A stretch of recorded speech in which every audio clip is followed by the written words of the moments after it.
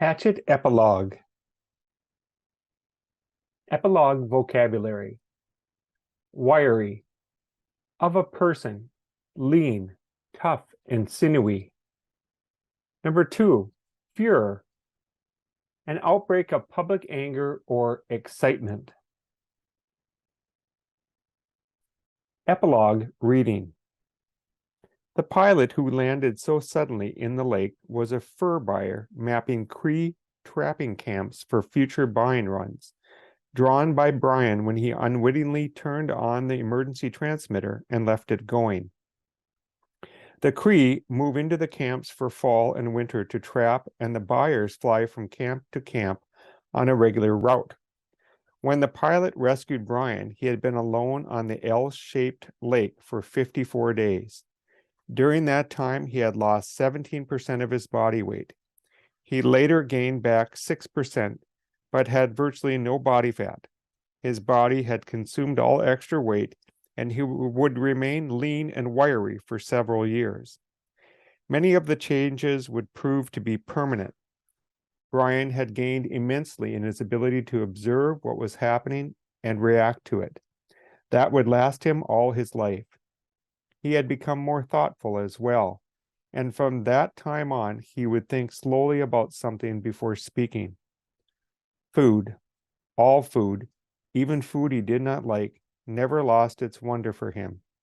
For years after his rescue, he would find himself stopping in grocery stores just to stare at the aisles of food, marveling at the quantity and the variety. There were many questions in his mind about what he had seen and known, and he worked at research when he got back, identifying the game and berries. Gut cherries were termed choke cherries and made good jelly. The nut bushes where the fool birds hid were hazelnut bushes. The two kinds of rabbits were snowshoes and cottontails. The fool birds were ruffled grouse, also called fool hens by trappers for their stupidity. The small food fish were bluegills, sunfish, and perch. The turtle eggs were laid by a snapping turtle, as he had thought. The wolves were timber wolves, which are not known to attack or bother people. The moose was a moose. There were also the dreams. He had many dreams about the lake after he was rescued. The Canadian government sent a team to recover the body of the pilot, and they took reporters who naturally took pictures and film of the whole campsite, the shelter, all of it. For a brief time, the press made much of Brian, and he was interviewed for several networks, but the furor died within a few months. A writer showed up who wanted to do a book on the complete adventure, as he called it, but he turned out to be a dreamer, and it all came to nothing but talk. Still, Brian was given copies of the pictures and tape, and looking at them seemed to trigger the dreams. They were not nightmares. None of them was frightening, but he would awaken at times with them. Just awaken and sit up and think of the lake, the forest, the fire at night, the night birds singing, the fish jumping. Sit in the dark alone and think of them, and it was not bad and would never be bad for him. Predictions are, for the most part, ineffective, but it might be interesting to note that had Brian not been rescued when he was, had he been forced to go into hard fall, perhaps winter, it would have been very rough on him. When the lake froze, he would have lost the fish, and when the snow got deep, he would have had trouble moving at all. Game becomes seemingly plentiful in the fall. It's easier to see with the leaves off the brush, but in winter it gets scarce and sometimes simply non-existent as predators, fox, lynx, wolf, owls, weasels, fisher, marten, northern coyote, sweep through the areas and wipe things out. It is amazing what a single owl can do to a local population of ruffled grouse and rabbits in just a few months. After the initial surprise and happiness from his parents at his being alive, for a week it looked as if they might actually get back together. Things rapidly went back to normal. His father returned to the northern oil fields, where Brian eventually visited him, and his mother stayed in the city, worked at her career in real estate, and continued to see the man in the station wagon. Brian tried several times to tell his father, came really close once to doing it, but in the end never said a word about the man or what he knew. The secret. Hatchet Epilogue Comprehension Questions. Question 1.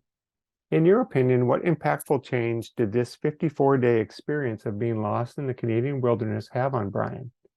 Explain your reasoning. Sample answer A. I think being stranded in the Canadian wilderness for 54 days allowed Brian to develop true mental toughness.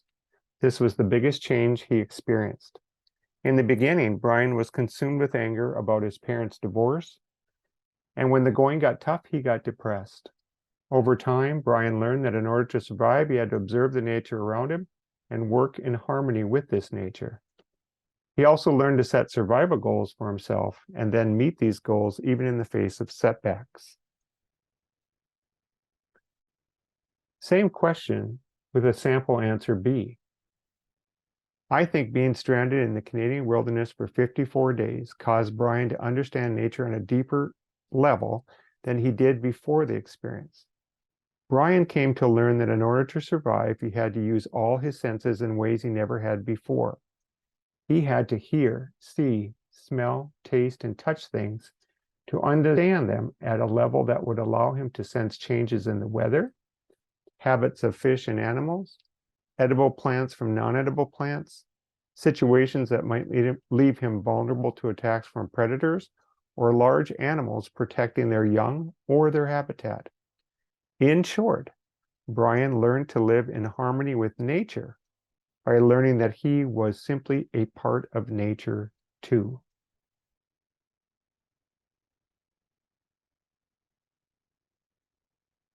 Question 2. If you were stranded in the Canadian wilderness, as Brian was, and could have a survival pack of your own with 10 items in it, minus any type of electronic communication devices, what 10 items would you want it to include? Explain your reasoning for choosing each item. Sample answer. If I were stranded in the Canadian wilderness for 54 days, I would want the following 10 items. Number 1, a tent. This would give me shelter from the elements. It would also be portable. I could carry it with me if I wanted to attempt to hike out of the wilderness. Number 2, a hatchet. This would give me a tool for getting firewood, defending myself against predators, and starting fires. Number 3, a bow saw. This would give me a tool for gathering firewood that is easier to use than a hatchet. Number 4, a metal cooking pot. This would give me something to boil water in and cook food in over a campfire. Number 5, a large hunting knife. This would allow me to clean fish and animals I obtain for food. It would also help me defend myself against predators. Finally, I could use it to create tools.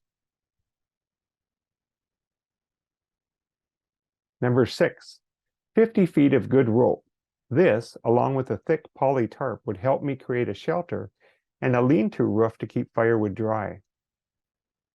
Number 7, a good thick woven polyethylene tarp. This, along with some good rope, would help me create a shelter and a lean-to roof to keep firewood dry. Number 8, a camp shovel. This would enable me to create sturdier shelters made with earthen embankments.